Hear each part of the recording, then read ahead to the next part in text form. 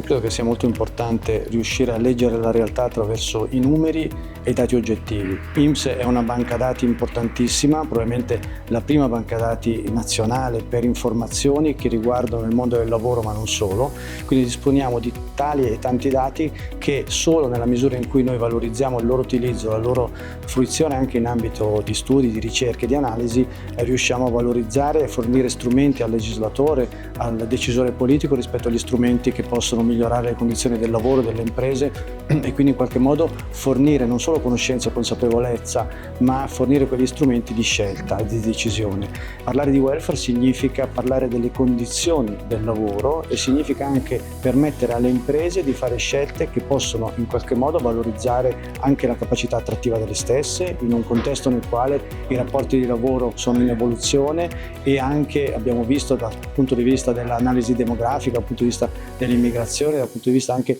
delle scelte dei singoli e della formazione che deve essere realizzata nel contesto di lavoro, il welfare può aiutare in questa prospettiva, quindi l'integrazione pubblico e privato è sicuramente vincente, non solo in una prospettiva di futura pensione, quindi pensione pubblica o pensione complementare, ma anche proprio nella quotidianità dei rapporti di lavoro e della gestione del rapporto di lavoro. Welfare significa anche welfare aziendale in termini sanitari e quindi quello che è tutta la dinamica dell'invecchiamento attivo della popolazione, del lavoro, di servizi anche alla famiglia nel momento in cui si immagina il lavoro femminile come una leva di crescita dell'economia in generale. È chiaro che il welfare aziendale, laddove possa guardare a questa prospettiva, è molto interessante. Quindi INPS